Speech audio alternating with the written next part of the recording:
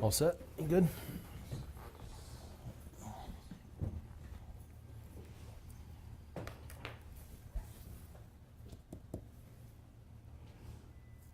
Chief, would you check that mic real quick? Sure. Testing 1 2 3. Testing 1 2 3. Testing 1 2 3. Is that me? Is that echo because of that? Or is that me? That's me. I got you a little bit of bus. Okay. My speaker was up a little bit. I was like, what did I do?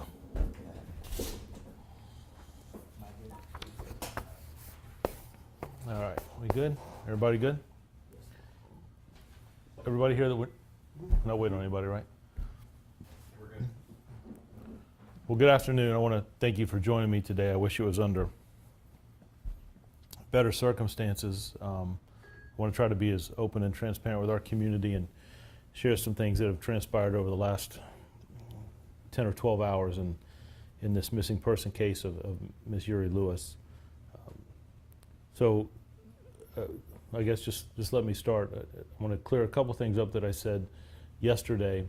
I mentioned the Ashanti alert, and then I also referred to domestic. The case that we're in, this missing person, has now been classified and we're ruling it a homicide in our city. We believe it is domestic related. So when I talked about domestic related, that was the foundation. I was talking about what we put into our information for the Ashanti alert that was sent out by the state police, our partners. And just to touch base, the Ashanti alert went into place and was signed into law in 2018. It was about a case of a 19-year-old who was missing out of Hampton and was later found deceased. And that is what it really does is bridges the gap between the silver alert that is used for older age, and then of course the amber alert for underage. So the Ashanti alert covers three categories. Three criteria, I should say. So when we work with the state police to get out, these are criteria that have to be met. And I know sometimes when we send out alerts, sometimes individuals get frustrated. So I just want to touch base on the three criteria that are covered in the Ashanti alert, and then I'm going to go into why we've changed our classification of our missing person. So the Ashanti alert, individuals that are over the age of 17, a missing adult with special needs or circumstances, and then the last where we fit, a missing adults who are endangered or who have been involuntarily abducted or kidnapped. And the endangered part was where we felt with the information that we had at the time, I believe that put us in that category. We worked with the state police to get that alert out. And I want to thank our community, the citizens of Newport News and other areas who have called in and to offer any information and tips, and that will continue to do so. It's been very, very helpful. I also want to thank our state, federal, local partners that have worked with us since Sunday afternoon. So we have working with the detectives in consultation with the Commonwealth Attorney's Office, we have classified or changed the classification of our missing persons case to a homicide. There were several situations that transpired as we went through the night, interviews and evidence. I got to speak with Pastor Riddick and members of Gethsemane Baptist Church, individuals that attend there that were very, very concerned. I went there yesterday to kind of update them on what we had and what were some of the steps that we were looking at and items and things that we were looking for. One of the things that transpired yesterday when I went into the church is I was notified that we had recovered the vehicle that Miss Eure-Lewis was last seen in, this 2014 Chevy Silverado pickup truck. And it was located in Hampton. I think I've got the exact address here. I want to make sure I get it right. So it was recovered at the Relax Inn in the 2700 block of Mercury Boulevard. I have talked to Chief Talbert as well, just kind of updating him, keeping him this morning of where we're going with the case. So that vehicle was located there. So as the search warrant was prepared for the house, the residence, and this vehicle, when we went to seize that vehicle, there were items that were recovered inside the vehicle that took us sort of another direction in our case. There was blood that was recovered inside the vehicle. There was a spent shell casing that was recovered on the outside of the vehicle. And then there was, we used a cadaver dog, which is sometimes used when we're looking for individuals that now, I want to be clear that cadaver dog indicates or hits on blood, right? So So as we went through some other information that we wanted to talk and locate Miss Eure-Lewis's husband. We were able to locate him yesterday. We found out where he was at. Tried to have some conversation with him. And around, with the information we had obtained, ongoing individuals that we had talked with, technology that we have been deploying and using, he was arrested around 3 or 4 o'clock early this morning in Loudoun County at the Dulles Airport. He had purchased a ticket to Jamaica, but he was detained at the airport. Search warrants that we obtained here were served there, and he was taken into custody. Miss Lewis's family was notified early this morning, and then I had a conversation with family members, and earlier this afternoon I made a point to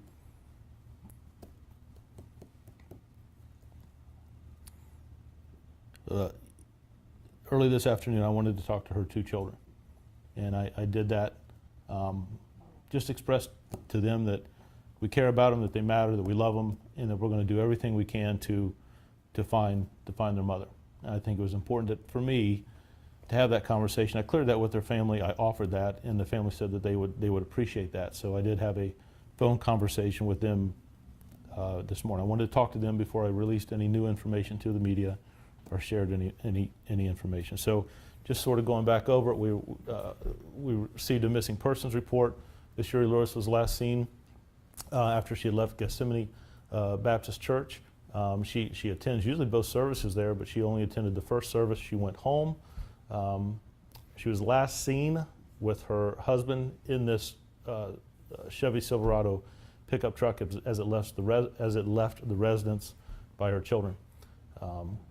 Now there may be some other individuals that saw them, but that we would be interested in talking to, but that's the information that we have at this time.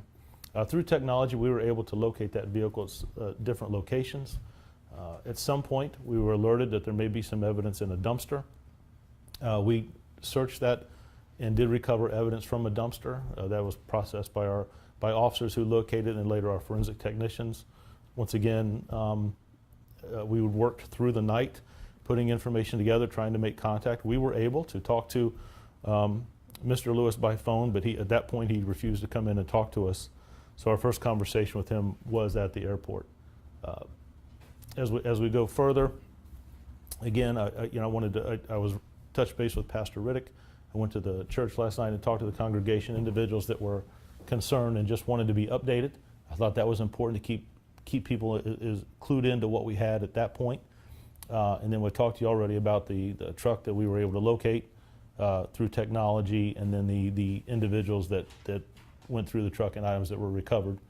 A search warrant was placed also for the residence to see if there's anything in there that led us, a note, any information at all that would help us in locating Miss Lewis. That has been the #1 priority for the last 48 hours of this department, is to find her.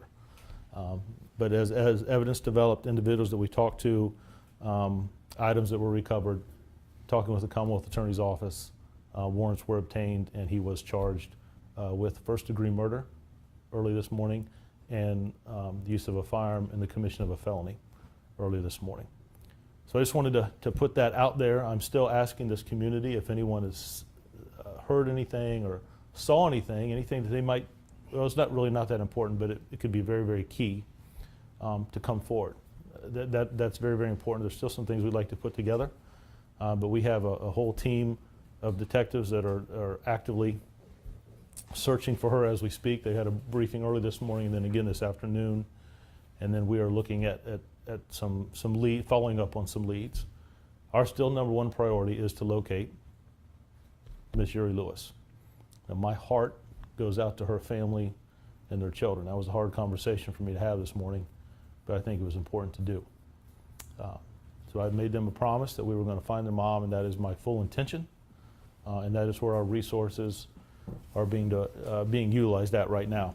They're still working the case. We'll work it and share information back and forth with the Commonwealth Attorney with their guidance and the information that we go forward. But that is where we're at now, is one, to locate her, continue to work the case and putting it together, and to try to bring some small bit of closure to this family, their church, and members of this community. So with that, I really appreciate you coming today. I just wanted to kind of update you on some of the last minute things that have changed over the last few hours. So is there any questions that anyone might have? What can you tell us about, and I've fully read the criminal complaint, what can you tell us about the deception that he used with the sister and also with police in the whole process of what was unfolding? Sure. So there's a lot of things that are circumstantial, but when you look at the totality, it fits under what we would believe is would probable cause for these events and for charges to be placed. You know, we talked about individual. The last time they were seen were in their pickup truck as they left the residence. Family members had reached out to Miss Lewis and Mr. Lewis, and at some point we believe that there was some text messaging going back and forth between Miss Lewis's sister and Mrs. Lewis, and we've come to believe through some information and investigation, individuals that have come forward, that the sister of Miss Lewis may in fact have been texting and talking with Mr. Lewis, who was in possession of Mrs. Lewis's cell phone. So that rouses, I believe, some suspicion, some concern. Those are some questions we'd like to have answered. You know, the children being left at home, and I'm not sure about traveling, how that plays into, but a ticket to Jamaica, the children not knowing where their dad was, those things are concerning. The items recovered in the truck, a shell casing that was lodged there, and then also blood that was recovered inside that vehicle in the passenger seat. All those things, and then some others that play a role in evidence and information that we have. The best you can tell, at what point, excuse me for just a second, at what point do you think that he disposed of her body? At what point during all of this? So What time frame? Yeah, so I will tell you, there's some gaps there. We've got some different time frames that we're looking at, and we need to clear that up. But my concern is sometime between when we last saw them, you know, early Sunday morning into later Sunday afternoon. That would be the best, without trying to pinpoint it exactly. There's a couple different things. I believe this is a domestic related homicide in our city. But yeah, without being exact, I think that time frame is what we're looking at. Sunday morning to Sunday afternoon? Yeah, they're trying to piece some things together. Yes, sir. Why was she still reported missing? Well, I guess she was reported missing because we still don't have the body. Well, she was reported missing because some of the information that I'm sharing with you today, we didn't have before. We were certainly heightened. You know, as we met with family members that reported her missing, the information that we had, that we were able to talk to Mr. Lewis at some point Sunday evening. But when he didn't want to come in and talk to us, you know, that changed some things, and we went from having officers to bring in some special detectives to work that case and working it through the night. And then we knew that we had some different things going that we needed to follow up on early in the morning.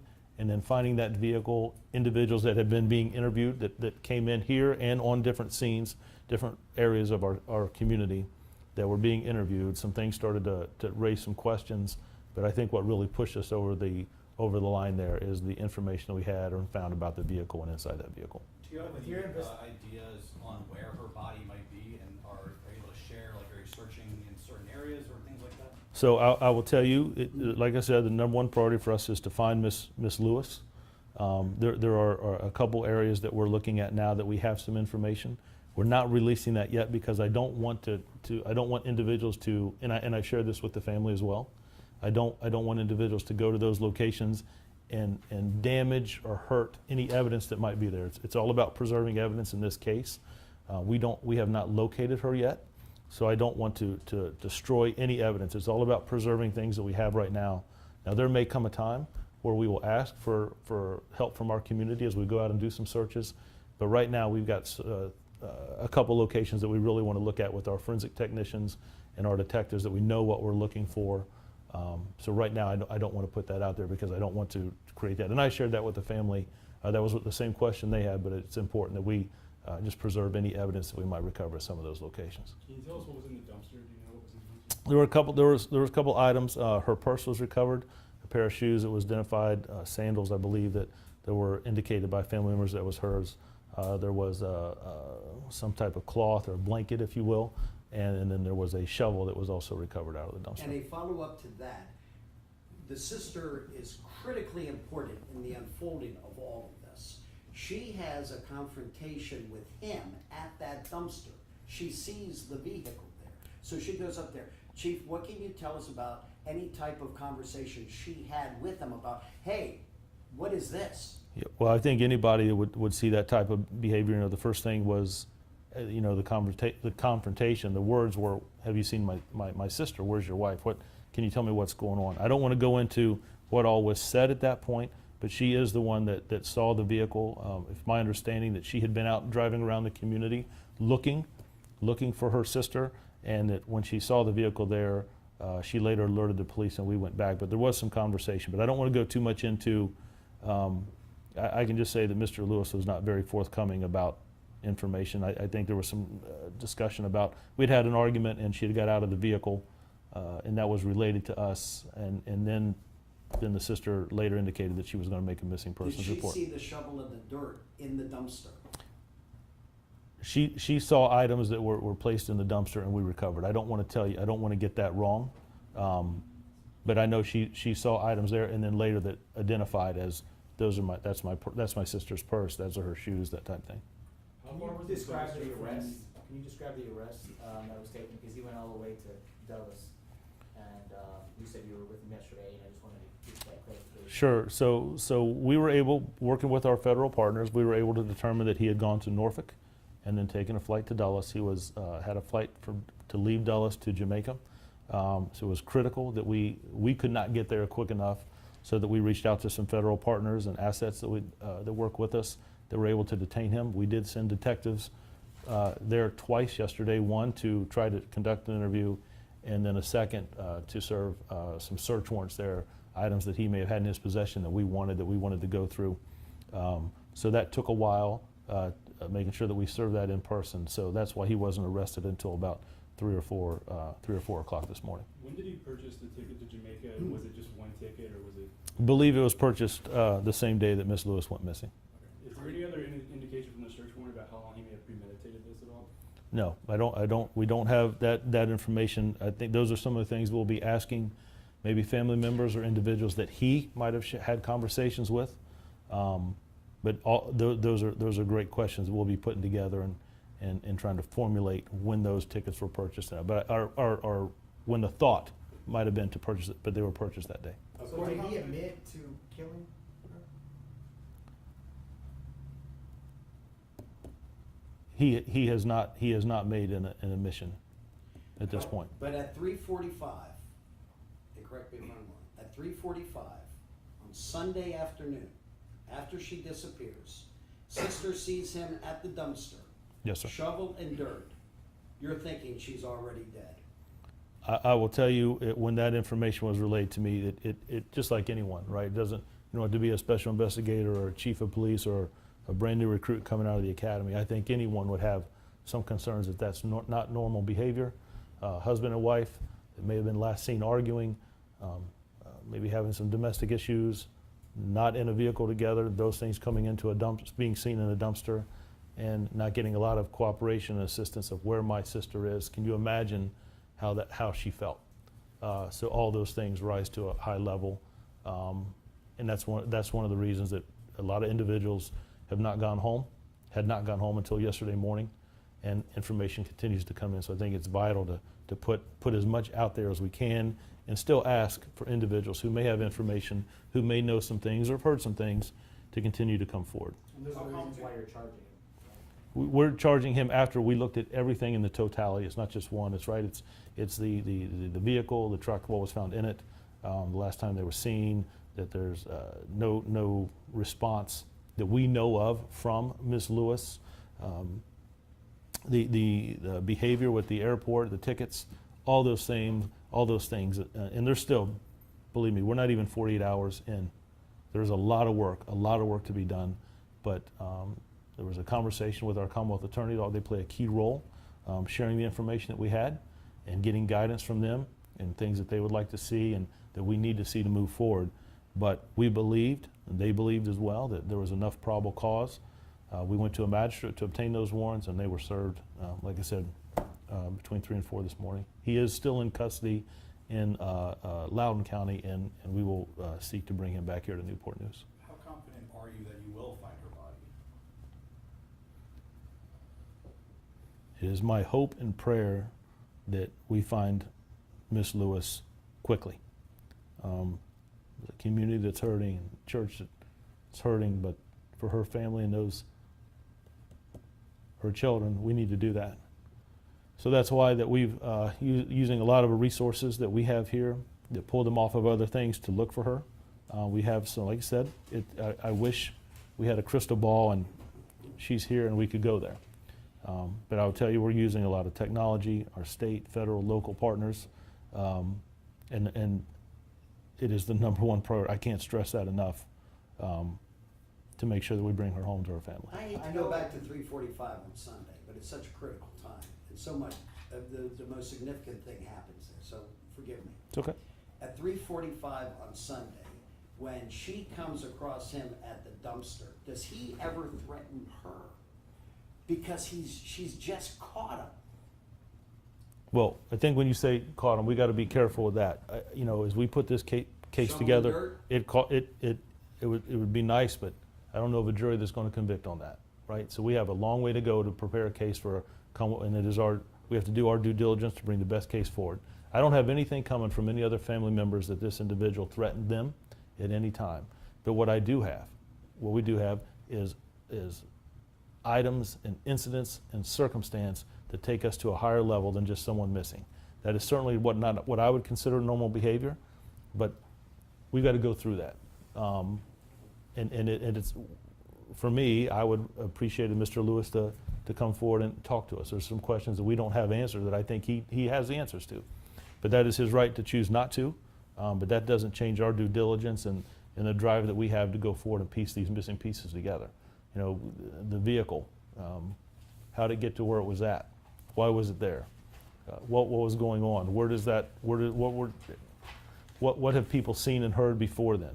You know, I would love to have some of those questions answered for me, but that is the direction that we're going to go to try to understand that. He had Yeah, suicide. Hold on just a second. Yes, sir. In certain situations, we've seen the community come out and do their own searches. Right. In cases like this. Yes, sir. What can you say to the community about this? I know you're not giving locations. Well, that's a great question. Yeah, so I had that conversation with the family members today that very much wanted to do that, and I get it. I cannot imagine having a family member that's missing and then now understand that or learn that that significant other, husband, has been charged with a murder.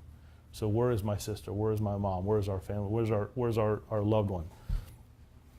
So there may come a time where we ask citizen involvement.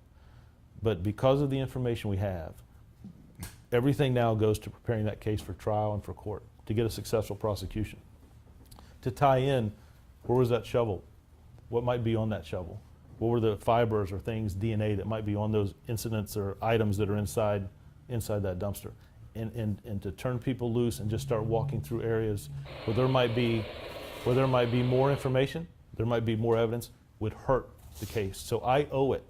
We owe it. I'm asking the community. Let me tell you, the people in this city, they care about each other. I know people want to help. So it was our point in meeting church members yesterday, but I don't want to bring individuals to locations where they may walk on evidence or step on something that hurts the case. I owe that to that family, those two young men in our community, right? But there may come a point where I ask that and I explain that to the family, so I understand their passion, but I also believe that they fully understood.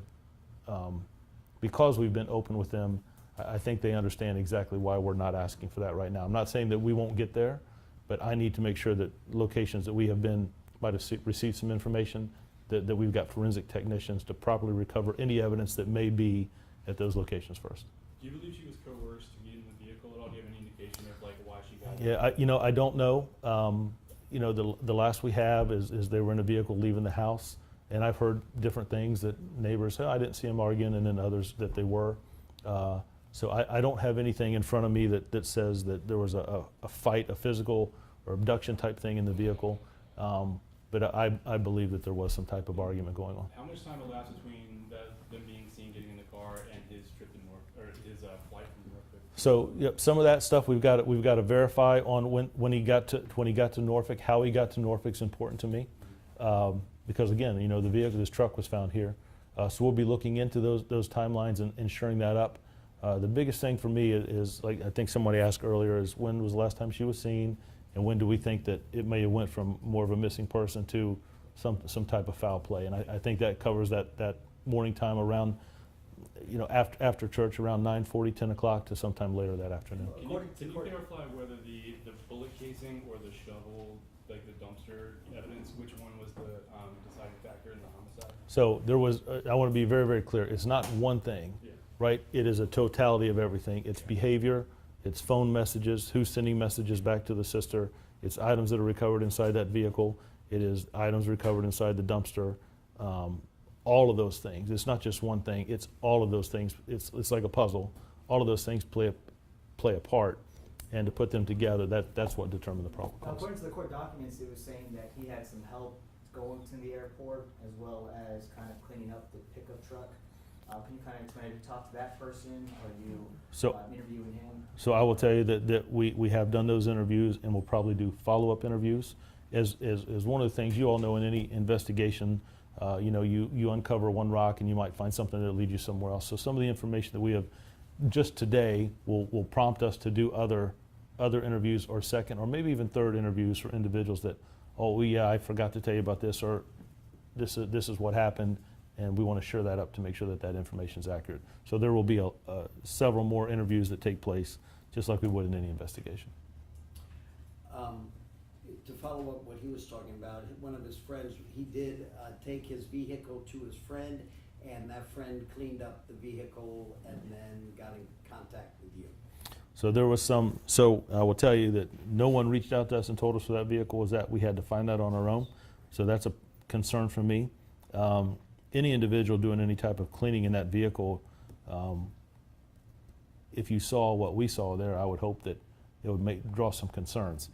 There was an individual that was, I believe, detailing it was what we were originally told, and then when they were confronted by detectives, kind of opened up what I would like to have heard originally from a phone conversation as we towed that vehicle, because we had the search warrant and then items that we saw there, and even when we got back here, and our forensic technicians, again, our technicians processing that, located a considerable amount of evidence that we wanted to recover from that Do you vehicle. believe he drove him to Norfolk International? I don't want to put that out there yet. I don't want to. I just need to shore that up. I know that there's some information that may be the case, but we need to shore that up.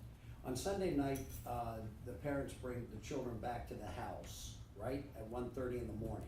Is that correct? That sounds right. Where had they been that night? So they have family members here. They have several family members that live in the area, and they've been with.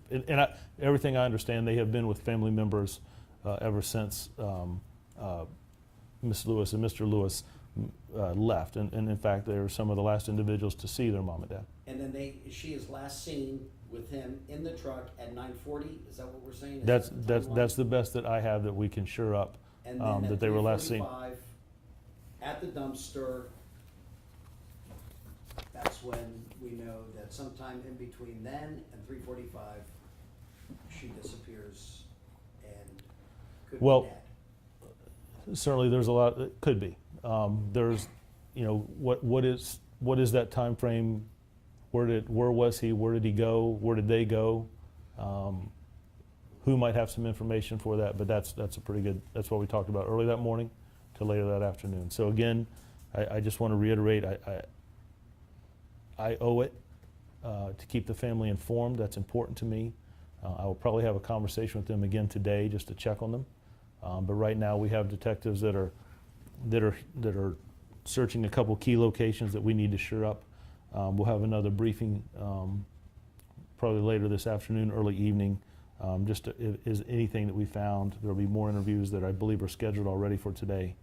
But I can't tell you all how important it is community members coming forward that have already. Gethsemane Baptist Church has just been phenomenal.